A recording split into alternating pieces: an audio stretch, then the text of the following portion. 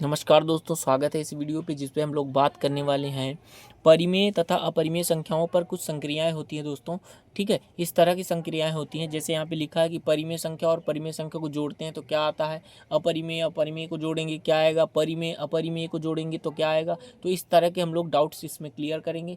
मैं गारंटी लेता हूँ इसके बाद, इस वीडियो के बाद आपको कहीं भी जाने की ज़रूरत नहीं पड़ेगी। इससे जो संबंधित संक्रियाएँ होती हैं वो आपको पूरी तरह से क्लियर हो जाएगी। तो सबसे पहले देखिए, यहाँ पे परिमेय और परिमेय को बीच में धन लगा है।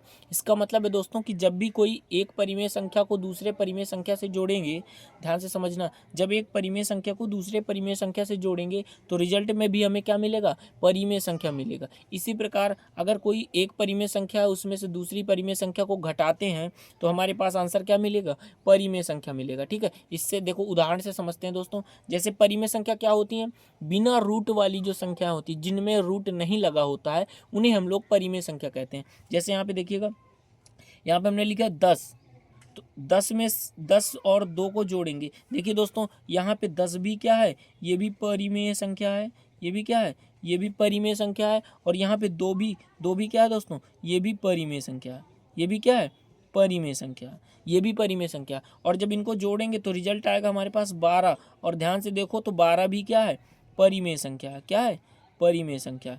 तो इस तरह से दोस्तों ये संक्रिया काम करती है। यहाँ पे एक और उदाहरण लेते हैं, जैसे 1/2 है और 3/2 है। तो 1/2 और 3/2 ये भी परिमेय संख्या और ये भी परिमेय संख्या, इनको जब जोड़ेंगे तो क्या आएगा हमारे पास आंसर, इसके पास ये हो जाएगा। जब भी देखिए दोस्तों भिन्नों को जोड़ा जाता है तो यहाँ पे हर दोनों के समान है तो दोनों में से किसी एक को लिख लेंगे।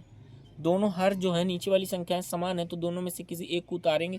ऊपर जैसे लिखा है, एक लिखा है एक, धन लगा है धन, 3 लिखा है 3, ऊपर वाले को जोड़ो तो 4/2 आ जाएगा। और 4/2 को जब आप काटोगे तो 2 एकम 2 और 2 दूनी 4, मतलब 2/1 आ गया आंसर। कहने का मतलब 2 आ गया। तो यहाँ पे देखोगे ये भी परिमेय संख्या थी, ये भी परिमेय संख्या थी, तो हमारे पास रिजल्ट भी क्या आई है, परिमेय संख्या आई है, क्या आई है, परिमेय संख्या आई है, ये कहना चाहता है। इसी तरह यहाँ पे घटाने पर होता है, जैसे यहाँ पे जोड़ पे हुआ वैसे ही घटाने पर ये काम करता है। इसके बाद हम लोग अपरिमेय संख्या की बात करते हैं कि जब भी दो अपरिमेय संख्याओं को जोड़ते हैं तो क्या प्राप्त होगा है, और जब दो अपरिमेय संख्याओं को घटाते हैं तो क्या प्राप्त होता है। तो यहाँ पे देखिए दोस्तों, पढ़ते हैं।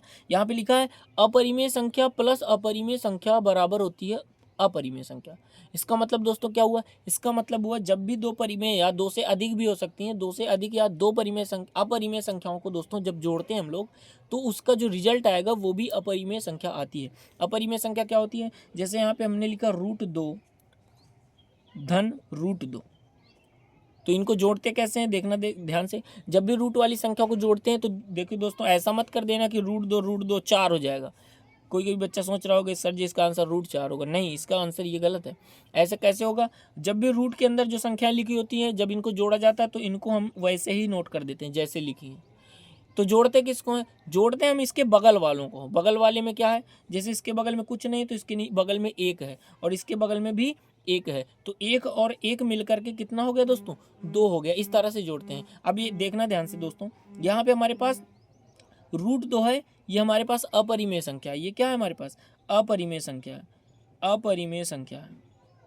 और √2 इधर भी √2, ये भी अपरिमेय संख्या। और रिजल्ट में देखो 2 को हम नहीं कह रहे हैं, 2 के साथ में रूट भी लगा ना, और कहीं भी रूट दिख जाए तो उसको हम अपरिमेय ही बोल देते हैं। भले ही ये परिमेय अपरिमेय दोनों साथ में लिखा है लेकिन रूट लगा है तो इसलिए हम ओवरऑल इसको क्या बोल देते हैं, अपरिमेय संख्या ही बोल देते हैं। क्या बोल देते हैं, अपरिमेय संख्या। तो इस तरह से देखा। जैसे एक और देखो, 2√3 और प्लस 3√3। तो सबसे पहले तो ध्यान देने वाली बात यह है कि रूट के अंदर जो संख्या वो तो एक बात, पहली बात तो ये समान होनी चाहिए। जैसे यहाँ √2 है और यहाँ भी √2 है, दोनों सेम होनी चाहिए। और यहाँ पे √3 है, यहाँ पे √3 है। कैसे जोड़ेंगे, दोनों में से एक रूट को नोट कर लेंगे। दो √3 है ना, तो उसमें से एक √3 लिखेंगे और इनके साथ में जो लगे हैं उनको हम जोड़ देंगे, मतलब परिमेय संख्या वालों को जोड़ देंगे। इसके साथ में 2 है, इसके साथ में 3 है, तो 2 और 3 मिलकर के हो जाएगा 5। यही हमारा आंसर होगा। और ध्यान से देखो आप दोस्तों, ये भी अपरिमेय है और ये भी अपरिमेय है, दोनों अपरिमेय है, तो इसका रिजल्ट भी क्या आया, अपरिमेय संख्या आया। ये जोड़ने वाली बात हो गई। अगर घटाने वाली बात देखते हैं तो घटाने में याद रखना, जब भी अपरिमेय संख्या को अपरिमेय संख्या से घटाते हैं तो याद रखना कभी कभी हमेशा वो अधिकतर अपरिमेय संख्या ही मिलेगी। हमेशा अपरिमेय संख्या ही मिलेगा, लेकिन कभी कभी जो है वो परिमेय संख्या दे देता है। कैसे दे देता है? जैसे मान के चलो हमने √3 लिया, जैसे 5√3 लिया और इसको हमने घटा दिया 5√3 से, 5√3 से, मतलब इधर भी वही चीज़ है इधर भी वही चीज़ है। जब दो समान संख्याओं को घटा देते हैं तो 0 आ जाता है। और आपको पता दोस्तों, तो 0 को हम 0/1 लिखेंगे और ये हमारी है परिमेय संख्या है। ठीक है, तो याद रखना जब भी अपरिमेय संख्याओं को घटाते हैं तो अधिकतर वो अपरिमेय ही देगा, लेकिन एक केस ऐसा बनता है जैसे दोनों तरफ सेम हो जाए तो फिर वो केस में परिमेय भी देता है। तो याद रखना अपरिमेय को अपरिमेय से घटाएंगे तो परिमेय भी दे सकता है और अपरिमेय भी दे सकता है, वो कंडीशन के ऊपर डिपेंड करता है। ठीक है, इससे संबंधित कुछ प्रश्न है उसको हम लोग कर लेते हैं तो पूरा क्लियरिटी आ जाएगी दोस्तों, उसको समझ भी लोगे आप लोग।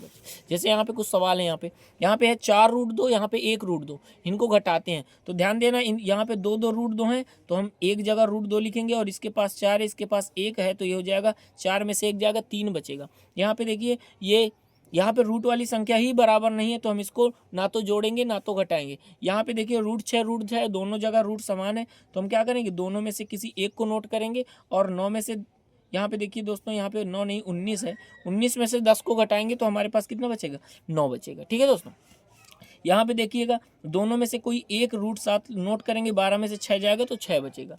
इस तरह यहाँ पे देखो 19 में से 11, यहाँ पे 2 बार √2 लिखा तो हमने 1 बार √2 लिखा और 19 में से 11 जाएगा तो कितना बचेगा, 8 बच जाएगा। तो ये हमारा आंसर हो जाएगा। मेरे ख्याल से दोस्तों ये चीज़ें आपको समझ में आ रही होंगी। यहाँ पे 6√2 है, 2√2 है तो √2 दो जगह लिखा, इसको एक जगह करो और 6 और 2 को जोड़ दो तो ये 8 हो जाएगा, यहाँ पे जोड़ रहा। ठीक है, यहाँ पे देखिए √5 पहले तो समान होनी चाहिए, तो समान है तो दोनों में से कोई एक लिखो और यहाँ पे 9 और 10 हो जाएगा 19, तो ये हमारा आंसर हो गया फाइनल। यहाँ पे देखो 13√11 है और 12√11 है, दोनों जगह √11 तो मिल रहा है, इनको दोनों को एक जगह लिखो और 13 12 होता है 25, तो इसका आंसर हो जाएगा 25 दोस्तों।